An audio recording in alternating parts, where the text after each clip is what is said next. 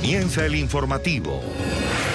Con gritos y empujones estallaron las tensiones entre los residentes de Tijuana, la ciudad mexicana fronteriza con Estados Unidos, y decenas de miembros de la llamada caravana migrante. 4 días después de la llegada del primer grupo de centroamericanos, pobladores salieron de esta manera a la calle para exigir al gobierno medidas de seguridad. Varias personas resultaron heridas. ¡Ya no lleguen más! Es la voz de protesta en Tijuana. Decenas de residentes de la zona fronteriza se oponen al arribo de los integrantes de la caravana migrante. No es discriminar, no es ser racistas. Lo que queremos es seguridad para playas de Tijuana, por favor, y no queremos que vengan más migrantes a playas de Tijuana. ¿Ok? Sí, el gobierno tiene que dar albergue a estas personas. En un principio, solo hubo uno que otro enfrentamiento verbal. ¿Quién les manda dinero por Western Union a todos? Pero los ánimos se caldearon y del intercambio verbal se pasó a los golpes. Los pocos elementos de seguridad en el lugar parecían no poder contener la pelea. Los habitantes de Tijuana exigen a las autoridades mexicanas tomar medidas para salvaguardar la seguridad del sector. Pues es lo que le queremos preguntar a nuestra autoridad, ¿qué va a hacer? Nosotros creemos que debe de poner un cerco para proteger, obviamente, a los migrantes, pero también proteger a los residentes de playas de Tijuana, porque la gente obviamente no va a cruzar a Estados Unidos. Y es que ya son cerca de 1.500 los migrantes que ya están en este punto de la frontera entre México y Estados Unidos esperando para adelantar el proceso de asilo. Entre ellos, un grupo de personas pertenecientes a la comunidad LGBTI que llegaron hasta este punto, dicen ellos, huyendo de la discriminación que vivían en su país. Porque venimos como personas pacíficas, ¿verdad? Entonces queremos hacer las cosas en orden, no saltarnos los muros, no violentar las leyes norteamericanas. Entre tanto, las autoridades estadounidenses refuerzan la valla limítrofe. Durante la jornada, se vio a efectivos de la patrulla fronteriza instalar alambres de púas para evitar que los migrantes salten la construcción y entren ilegalmente a territorio de la Unión Americana. Mientras tanto, el secretario de Gobernación de México, Alfonso Navarrete Prida, presentó el programa de empleo de beneficio de migrantes. El funcionario explicó que estas personas podrán inscribirse solo si previamente regularizan su estatus migratorio.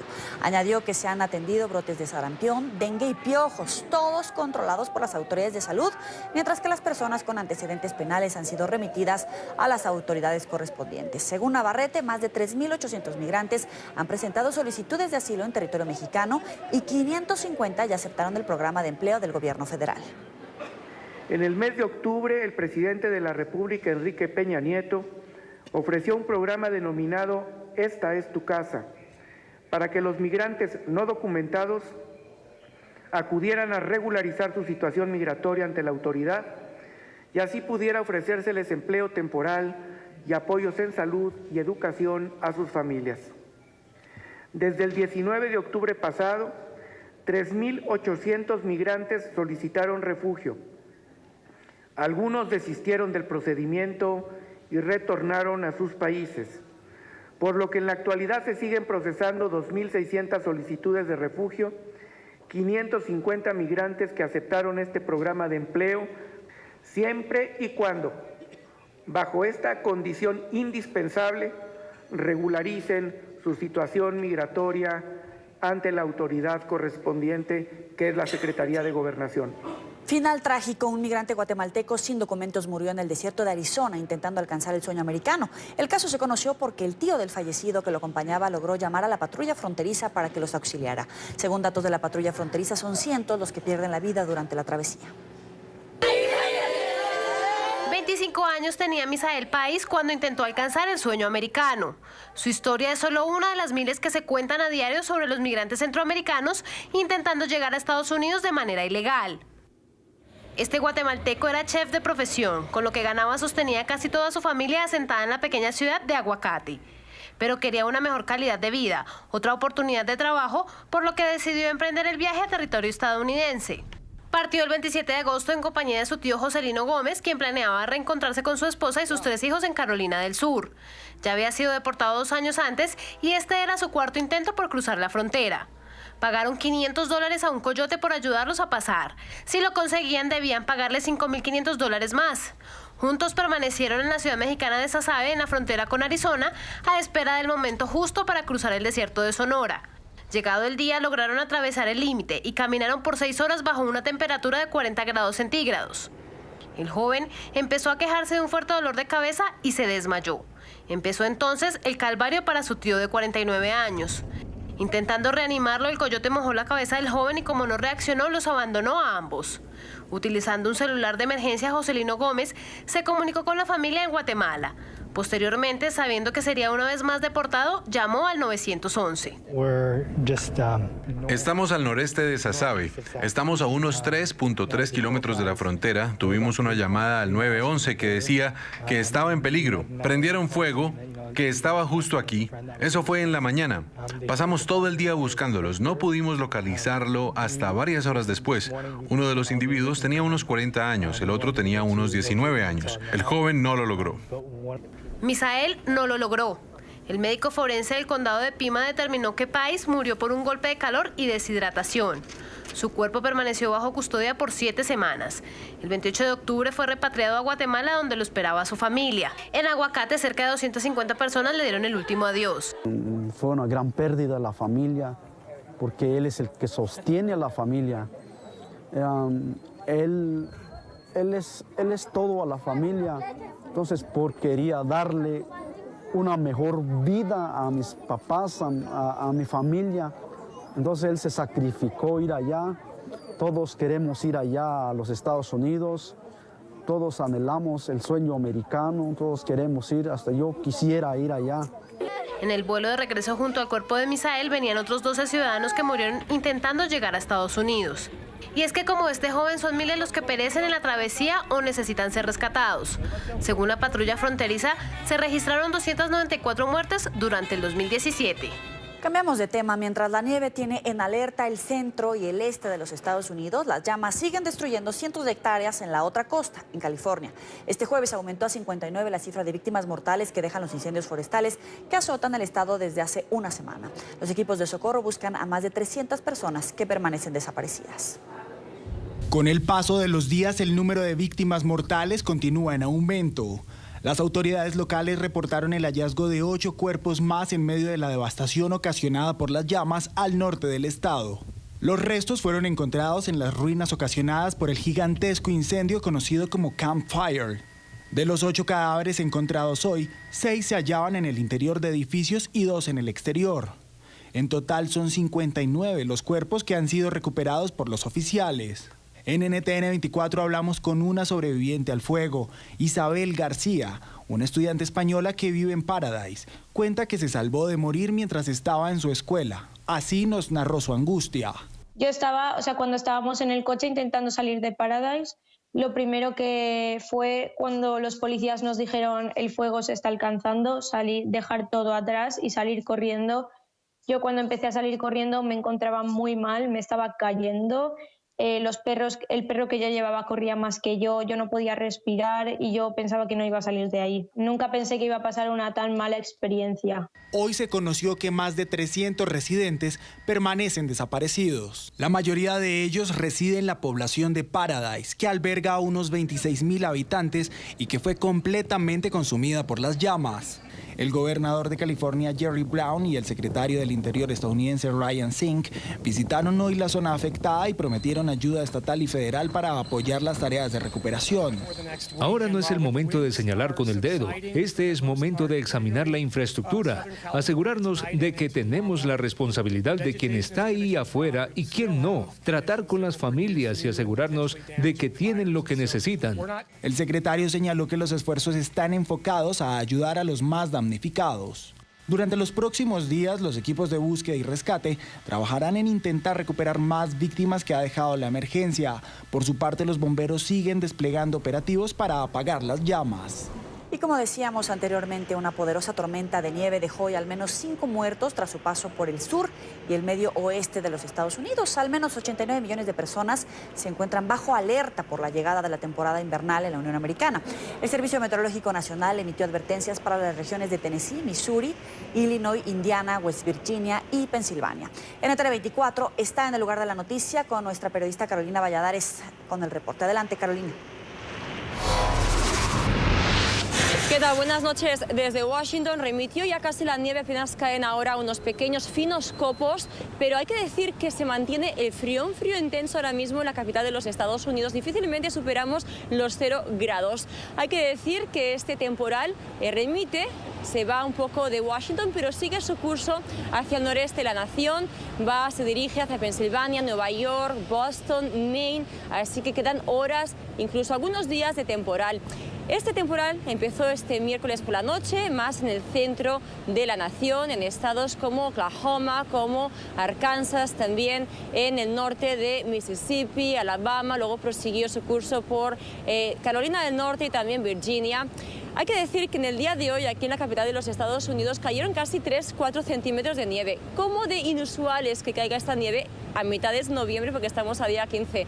Pues muy inusual, por ejemplo, en la capital de los Estados Unidos, desde 1989 que no caían esos 3 centímetros de nieve. En Filadelfia, desde el año 2012 y en Nueva York desde el año 2008. Ha sido un día que ya anunciaron que habría nieve, sin embargo, para muchos washingtonianos esta nevada les ha pillado hoy por sorpresa. Muy sorprendida. Nosotros nunca tenemos este tipo de clima en noviembre. Bueno, siempre hay un poco de frío, días ocasionales, pero no así. Esto es muy loco, muy loco. Soy de California y estoy emocionada por esto. Simplemente lo voy a disfrutar. Yo pensé que iba a llover y nevar un poco. Yo no sabía que iba a nevar tanto. Y por eso llegué atrasada a mi trabajo hoy y mis hijos llegaron atrasados a la escuela, pero estamos muy bien. Hay que decir que esta jornada de nieve ha causado algunos estragos. Por ejemplo, en otros estados como en Ohio, también en Kentucky, hubo 350.000 personas sin electricidad. También, como es habitual, ha habido cancelaciones. 1.113 vuelos han sido suspendidos en los Estados Unidos y 4.300 han sido retrasados. Esto es importante porque se acerca Thanksgiving, es la próxima semana, y cerca de 54 millones de estadounidenses tienen planeado viajar. Más de 4 millones de ellos lo van a hacer por avión, así que tendremos que estar pendientes con lo que pasa con esas cancelaciones y también, por supuesto, con el curso de esta tormenta invernal, ahora más bien una tormenta otoñal. Desde Washington, Carolina Valladares, ustedes sigan con más información en el Centro Internacional de Noticias. Adelante. Gracias, Carolina. Y una vez más, el presidente Donald Trump salió al ataque contra la investigación de la trama rusa por primera vez tras despedir a su fiscal general Jeff Sessions y nombrar a un crítico de las pesquisas como fiscal interino. Trump se pronunció sobre el trabajo que adelanta Robert Mueller. Calificó la investigación como un caos total y aseguró que quienes trabajan en ella se han vuelto totalmente locos. Mueller lidera desde mayo de 2017 la investigación sobre una supuesta coordinación entre la campaña del mandatario y el Kremlin en los comicios de 2016 para perjudicar a la candidata demócrata Hillary Clinton, algo que el presidente ha rechazado frontalmente. La salida de Sessions del gobierno la semana pasada, a petición de Trump, ha levantado sospechas entre la oposición demócrata, que teme que la Casa Blanca esté intentando encontrar una vía para poner fin a esta investigación. Los funcionamientos internos de la investigación de Mueller son un total desastre. No han encontrado ninguna conspiración y se han vuelto absolutamente locos. Le están gritando a las personas y las tratan de manera horrible para que contesten con las respuestas que ellos quieren. Es una desgracia para nuestra nación y no les importa cuántas vidas puedan arruinar. Estas son personas enojadas, incluyendo al altamente conflictuado Bob Mueller, que trabajó para Obama por 8 años. Ellos no miran todos los actos malos y los crímenes del otro lado, una total cacería de brujas como nunca antes en la historia estadounidense. Algún día las universidades estudiarán cómo el altamente conflictuado y no aprobado por el Senado Bob Mueller y su pandilla de matones demócratas han hecho para destruir a la gente. ¿Por qué están protegiendo a la torcida Hillary, a Comey, a McCabe, a Lisa Page y a su amante Peter S. y a todos sus amigos del otro lado? Nuevos señalamientos dentro del juicio por narcotráfico contra Joaquín El Chapo Guzmán. Jesús Zambada, socio del cártel de Sinaloa y testigo cooperante del gobierno de los Estados Unidos, dijo que entregó un soborno de $100,000 a un general del Ejército de México. Durante el tercer día de juicio contra Guzmán Loera también fueron presentadas más evidencias por parte de la Fiscalía. NTN 24 ha tenido acceso a un video que ha sido presentado hoy por las autoridades. En Nueva York, Alejandro Rincón tiene la información. Adelante, Alejandro. Hola, buenas noches. Ha concluido ya el tercer día de juicio por narcotráfico contra Joaquín El Chapo Guzmán. En esta oportunidad con un imprevisto por cuenta del fenómeno atmosférico que ustedes tienen alrededor de mí. La tormenta de nieve que afecta a una extensa región del noreste de la Unión Americana y que se ha hecho sentir con fuerza en la ciudad de Nueva York, llevó al juez Brian Cogan a ordenar el fin de la audiencia más de una hora antes de lo previsto. Aun cuando el tribunal no sesionó tanto como originalmente se había previsto, esto no significa que no hayan trascendido importantes elementos dentro de la indagatoria que entregó en el transcurso de este jueves Jesús Zambada, uno de los principales asociados al cártel de Sinaloa y que sirve al gobierno de los Estados Unidos como un testigo cooperante. Y allí en el transcurso de este jueves han trascendido otros elementos que generan sorpresa, en particular porque revelan o revelarían el nivel de colusión entre las estructuras criminales del cártel de Sinaloa y elementos del gobierno mexicano. Se hicieron señalamientos que proveen información sobre presuntos sobornos o dineros del narcotráfico que se habrían entregado al Procurador General de la República, a generales del Ejército y a distintos elementos del gobierno mexicano, todo con el objetivo de asegurar las operaciones del cártel de Sinaloa para permitir el movimiento de drogas desde territorio mexicano hacia el de los Estados Unidos. Y allí, como parte de esos argumentos presentados por la Fiscalía, también han surgido algunos elementos interesantes, como un video en donde se muestra un túnel para movilizar estupefacientes entre territorio mexicano y el estado de Arizona, en el sur de los Estados Unidos. Son justo estas imágenes a las que hemos podido tener acceso, las que se han presentado dentro de la corte, la sala del juez Brian Cogan, que ha escuchado con atención el testimonio presentado por Jesús Zambada, que hasta el momento ha sido el principal testigo que ha rendido indagatoria y que ha sido cuestionado por parte de la Fiscalía. Esto es como un nacimiento. El jurado entra y no sabe nada de nada. Se tiene que, en un sentido, asumir que no sabe nada y se tiene que hablar del cartel, del negocio, que hay contables como Zambada García, que empezó como un contable, hasta sicarios, y le tienen que dar un narrativo que incluye todo, cómo trabaja el negocio, cómo se produce la cocaína, la heroína, lo que sea, el transporte, que usaban en algunas ocasiones hasta abusos de aguas profundas para levantar la mercancía, ¿no? Tienen que decirle todo como que si no saben nada del concepto de una organización de narcotráfico. Al concluir ya este tercer día, por ahora, esta semana queda sellado el avance de este proceso, dado que la Corte no sesiona el viernes y se espera que continúe la indagatoria a Zambada solo hasta el próximo lunes. Es todo lo que tenemos para ustedes por ahora desde la Corte Federal del Distrito Este de Nueva York. Continúen con más en El Informativo. Gracias, Alejandro. Vamos a la primera pausa en El Informativo. Al volver, nuevos disturbios durante marchas estudiantiles este jueves en las ciudades colombianas de Bogotá y Medellín.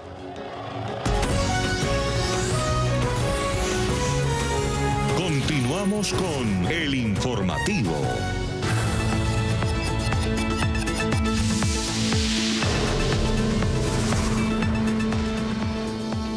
Impresionante conflagración en Argentina. Estas son las imágenes del incendio que consumió gran parte del centro comercial en la localidad de Tigre.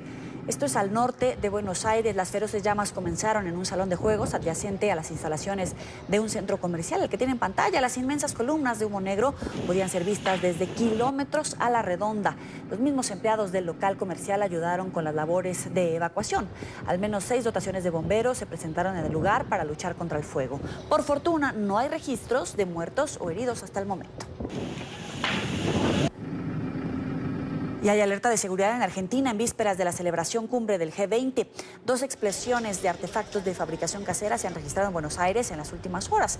Una mujer resultó herida de gravedad y 10 personas fueron detenidas tras el estallido de uno de los dispositivos en el cementerio de La Recoleta. Luego, la casa del juez Claudio Bonadío, encargado de investigar a la expresidenta Cristina Fernández, fue atacada. Además, una estación del subterráneo fue evacuada al reportarse la presencia de un artefacto sospechoso. La policía descartó que se trata de un explosivo. Estamos trabajando y a partir de ahí, de ahora, vamos a hacer más diligencias. El Estado no va a dejar, el Estado Nacional y la Ciudad de Buenos Aires no va a dejar pasar esto como un simple hecho común. Por eso estamos trabajando toda la noche, todo el día, vamos a trabajar todo lo que sea necesario. Vamos a Colombia. Nuevos disturbios durante las marchas estudiantiles. En la capital del país, encapuchados pintaron con grafitis estaciones del transporte público y se registraron enfrentamientos con la policía. Las principales vías de la ciudad colapsaron. NTN 24 está en el lugar de la noticia con Carlos Arturo Albino. Carlos, buenas noches. ¿Qué pasa a esta hora? Hola, muy buenas noches, Joelí. 7:29 de la noche en la capital del país, 13 grados centígrados. Miren, fue un día muy complicado para los usuarios, más que todo el transporte masivo de Transmilenio, acá en Bogotá, específicamente en el norte de la capital. Luego de esta manifestación colapsaron las vías principales y muchas personas tuvieron que ir a pie para poder llegar a su destino. A esta hora ya la situación está calmada, pero hasta hace unos minutos en este lugar donde nos encontramos, en el norte de la ciudad, había todavía enfrentamientos entre la policía y los estudiantes. Pero ¿qué fue lo que ocurrió durante la tarde y parte de la noche? En el siguiente informe les contamos. Las marchas estudiantiles en Bogotá transcurrían de manera pacífica. Sin embargo, a la altura de la calle 98 con autopista norte, un grupo de encapuchados que venía en la parte de atrás de la protesta comenzó a lanzar piedras a los efectivos del SMAT.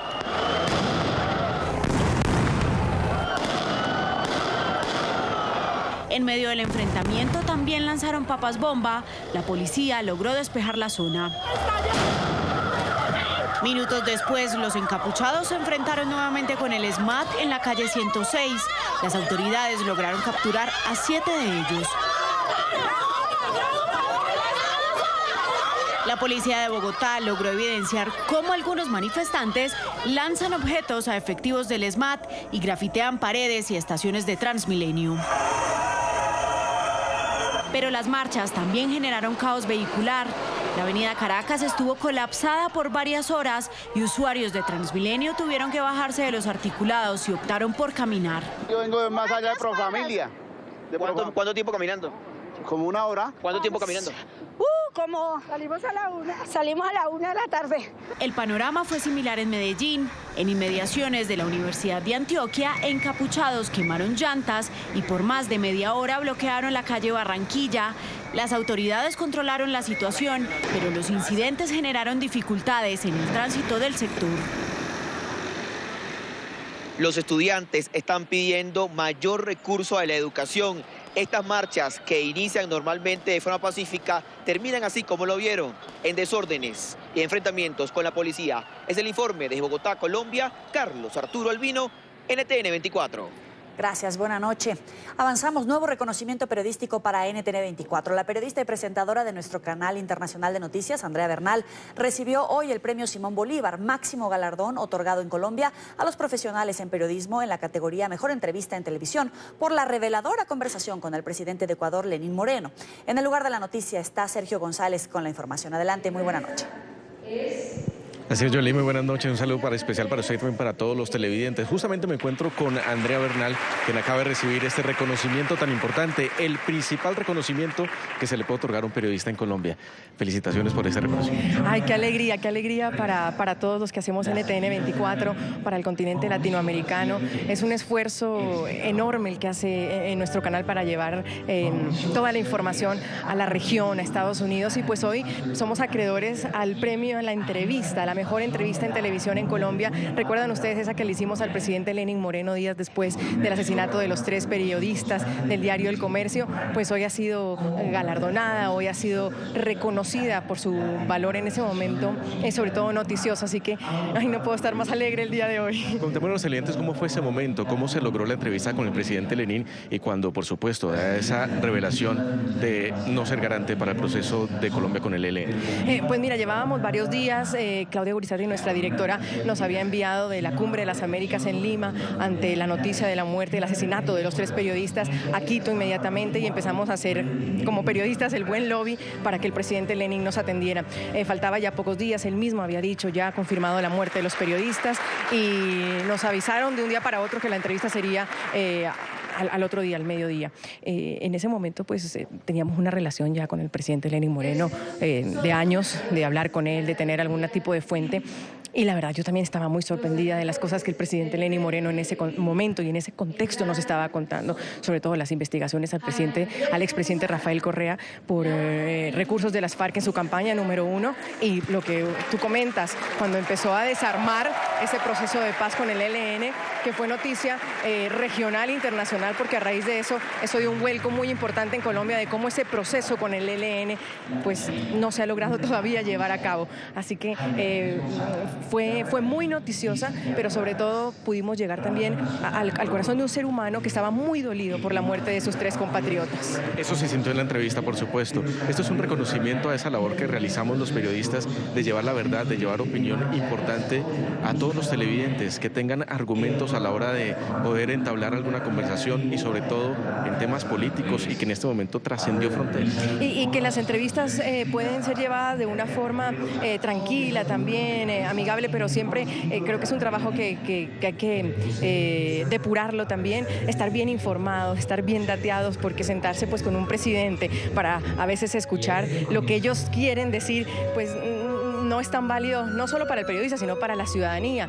Así que sentarse en ese momento con Lenin Moreno era un momento sensible, y yo también sentí que él quería decir muchas cosas, y bueno, ahí está el resultado, una entrevista que hoy se gana un premio tan importante como es el premio Simón Bolívar en Colombia. Muy bien, pues Andrea, felicitaciones a usted, al camarógrafo que la acompañó, a todo el equipo que la ayudó a hacer esa entrevista, y enhorabuena. Ay, sí, mi querido Héctor Martínez, ¿no? Héctor Martínez de RCN, Héctor Muñoz de RCN Televisión, que estuvo conmigo y me acolitaba todas mis locuras en esa cobertura. Héctor ya sabe, así que le mando un abrazo. Muy bien, Andrea, muchas gracias. Felicitaciones nuevamente.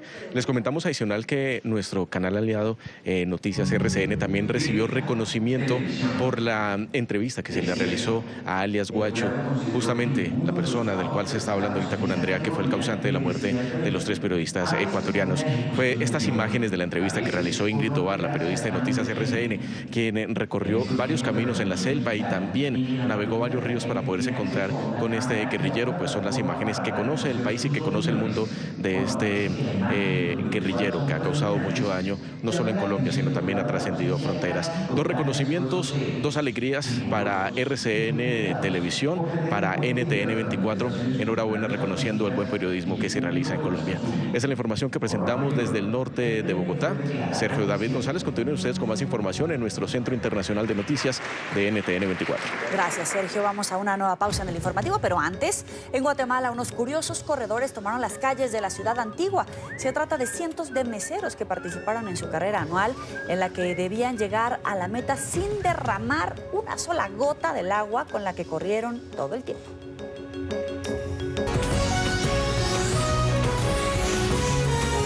Continuamos con el informativo.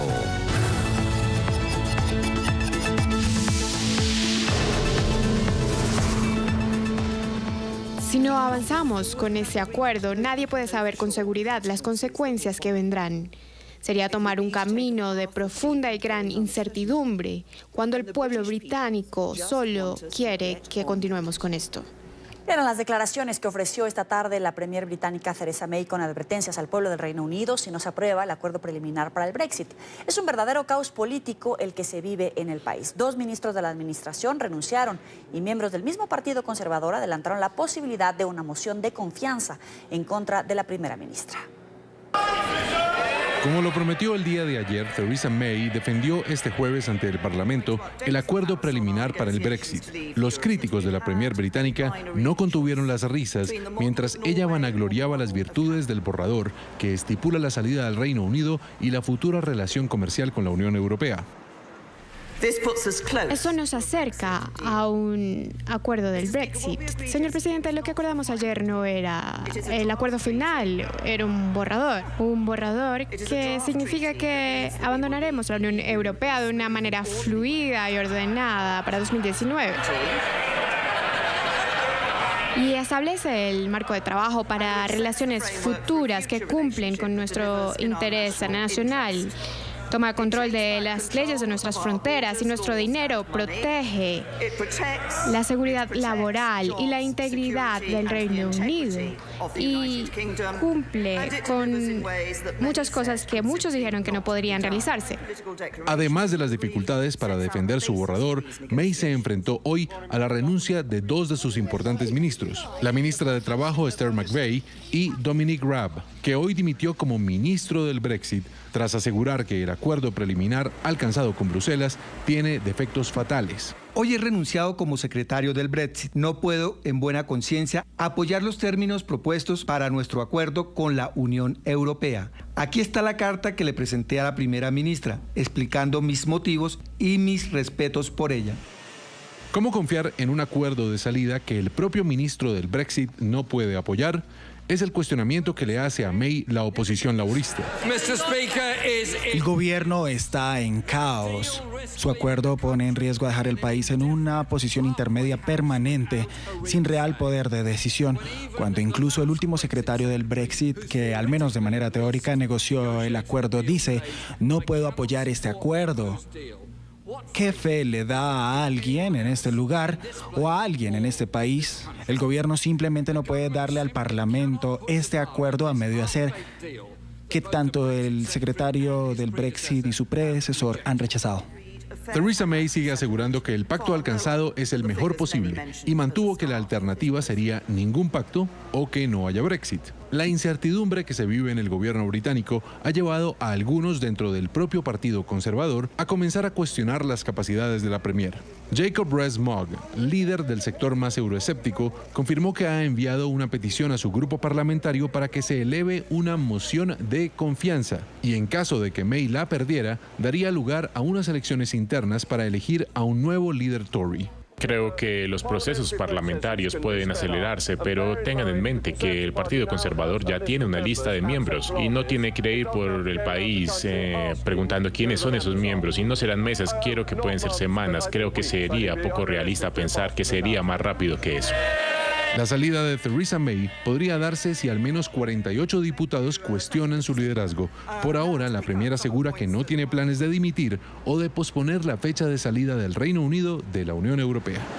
Estados Unidos toma las primeras acciones por el asesinato del periodista saudí Jamal Khashoggi.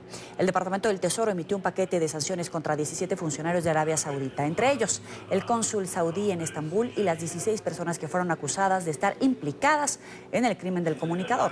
La medida limita el acceso al sistema financiero y congela los activos que los sancionados tengan en la Unión Americana. El secretario de Estado, Mike Pompeo, calificó el anuncio como un paso importante en la condena internacional por el asesinato de Khashoggi. El régimen de Corea del Norte habría probado una nueva arma de última generación en las últimas horas. Así lo reportó la agencia estatal de noticias de Pyongyang, KCNA. Según el reporte, el líder del régimen, Kim Jong-un, supervisó las pruebas realizadas en la Academia de Ciencias de la Defensa Nacional.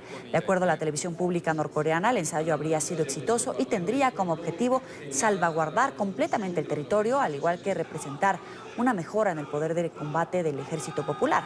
Este nuevo ensayo tiene lugar en medio de un estancamiento en las conversaciones entre Estados Unidos y Corea del Norte para lograr la desnuclearización de la península.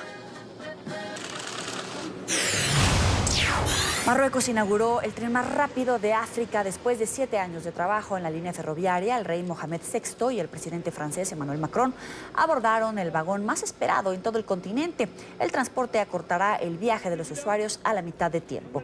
En 1 hora, los 12 trenes operadores recorrerán 320 kilómetros comunicando centros comerciales e industriales.